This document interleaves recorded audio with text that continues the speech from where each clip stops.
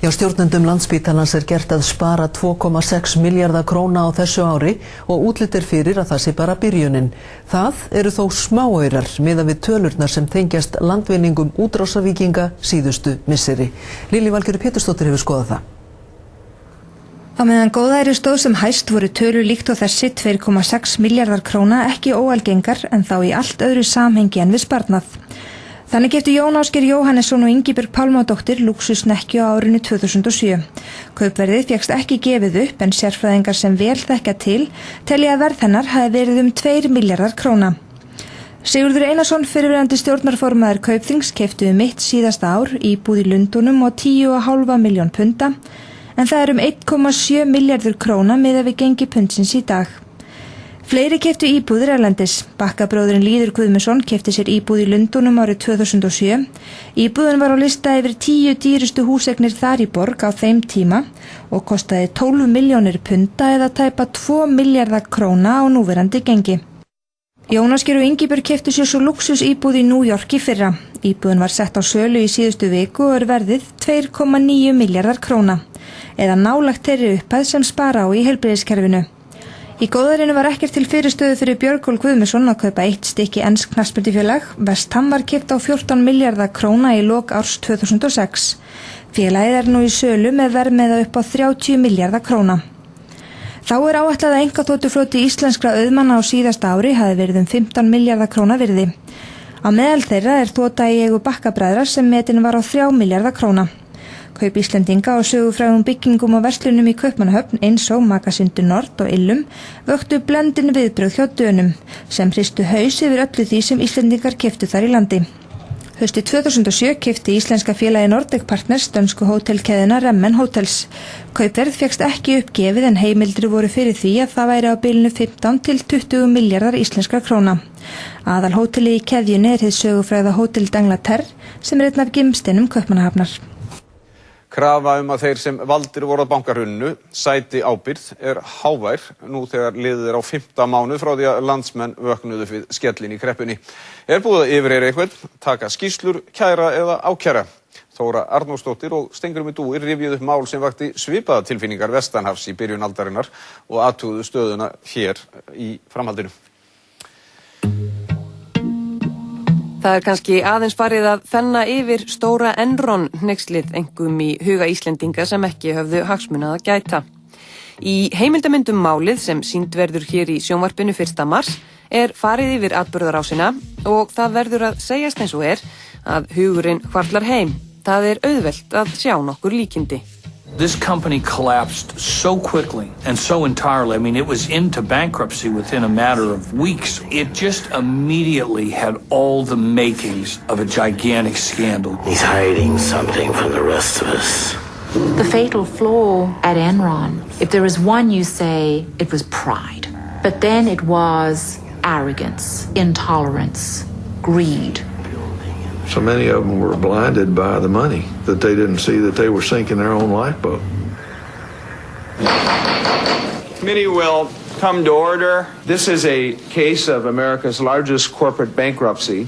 The question here is what happened, who was responsible for it happening, and what can we do to prevent this sort of thing from happening again? Nú rúmir 4 mánuðir frá því að bankarnir íslensku hrundu eins og Spilaborg.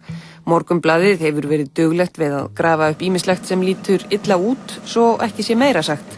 Það nægir líklega að segja stím og tortóla. Formaður nefndar endurreisn fjármálakerfisins, Mats Jósefsson, vildi ekkert ræða aðdraganda hrunsins nema eitt atriði. Hann vildi halda því til haga að það voru stærstu eigendur og stjórnendur bankana sem tóku þær ákvarðanir sem leiddu til þess að svo fór sem fór. Og menn eins og Vilhjálmur Bjarnason hafa bent á að það sé merkilegt ef heilt bankakerfi hafi farið á hliðina án þess að nokkur hafi brotið lög.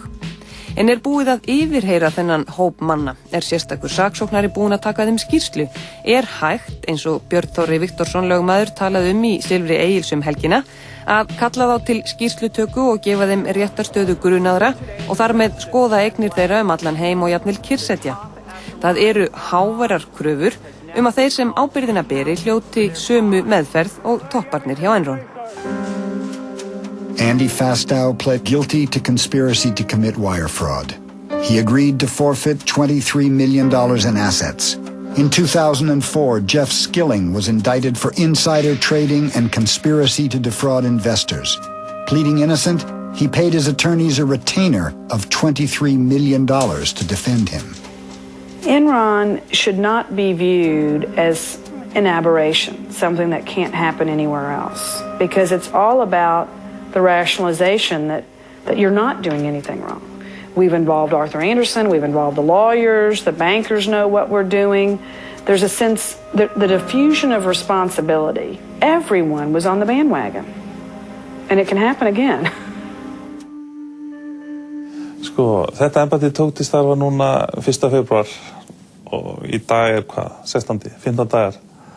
Þannig að það nú það skammur tími liðinn frá því að við hófum störf að við nú ekki ennþá komin í skýrslutökur eða búin að gefa mönnum réttarstöðu grunnara. Fyrirgefðu, hvað þarf til þess að gefa mönnum réttarstöðu grunnara? Það rökstuddur grunnur brot og það þarf maður að vera búin að sannreyna í gögnum eða eftir öðrum ábyggilegum upplýsingum að refsiverða háttsemi sé að ræða sem að þarf að rannsaka frekar. Og það einfaldlega þáttur í rannsóknum efnahagsbrota að fara fyrst í gegnum bréfleg gögn, skjöl, áður að menn fara að byrja á yfirheyrslum, þannig að menn hafi fast land undir fótum þegar þeir taka þá afdrifaríku ákvörðun að gefa mönnum réttarstöðu sakbornings.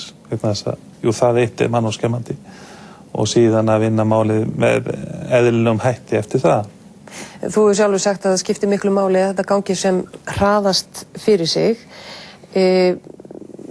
Ekki einmitt möguleiki að það á meðan tíminn líður, nú eru komin 4 mánuðir rúmir frá því þetta gerðist, að það hverfi gögn, við vitnum nú aftur í Enron, þar sem að pappírstættararnir gengu sólarhringum saman og það sé hægt að hylja slóð og annað á þessum tíma. Jú, vissulega alltaf svo hægt til staðar eftir því sem að lengra líður frá broti að þeim mun kaldari verið slóðin ef svo má komast. En hitt það að við förum eftir lögum meðferð sakamála og þurfum að feta þá slóð sem að þau setja og það einfaldlega þannig að við þurfum að hafa ákveðin styrkleika fyrir grunnsendunum til þess að við förum út í það að gefa mönnum þessa réttarstöðu og það getum við ekki gert öðru sem að vera með nokkuð fastland löp. En nú mætti segja það að heilt bankakerfi fari á hliðina, það eitt og sér leiði til rökstunds grunns það að eitthvað undarlegt hafa átt sér stað. Ef ég svaraði þessar spurningu játandi, þá var ég orðinn vanhæfur áður en ég stæði upp úr stólnum. Hefurðu einhverja tilfinningu fyrir tímaramma?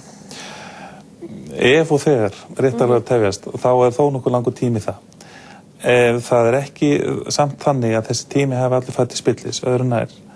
Það þannig að bankarnir eða sem sé skilanefnd bankana hafa látið vinna endurskoðunarskýrslu sem nú til meðferðar hjá fjármálaeftirlitinu og frumgreining þeirra mála sem að það skýrslur endurspegla, sú vinna komin á legg og við munum að sjálfsögðu njóta hagræðis af þeirri vinnu.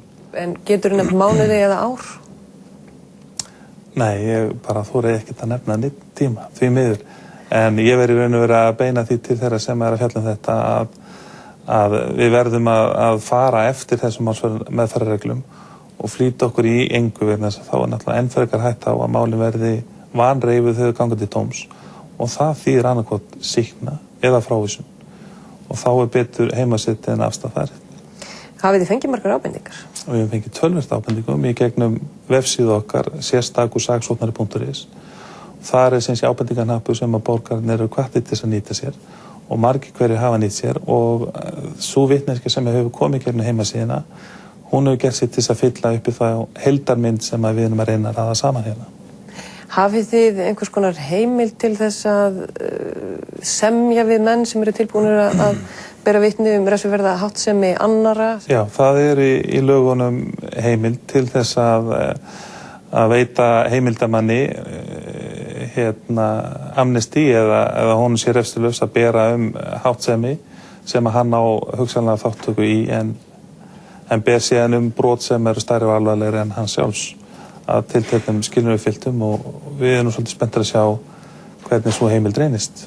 en hefur ekki skilningssamt á þessari óþölumæði. Fólk segir býtun við, ekki nokkurn veginn ljóst hvaða menn bera þarna ábyrgð, af hverju þeir ekki í járnum og svo framvegis. Hefur ekki skilning á þessari óþölumæði í samfélaginu? Jú, ég hef mikinn skilning á það að fólk vilji sjá eitthvað gerast, en minni þó á að við búum í réttaríkið sem að ákveðna málsmeðferðarreglur eru í gildi og þær verður við að virða hvað sem á dynur.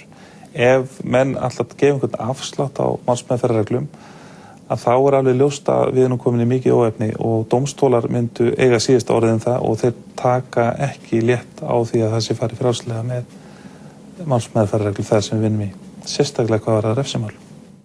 Og svo allrar sanngirni sé gætt, þá rétt að benda á að dómar í Enron-málinu féllu ekki fyrir en 2 til 4 árum eftir gjaldþrotið. Jeff Skilling, sá sem þyngstan dóm fékk, þarf að sitja inni í 24 ár.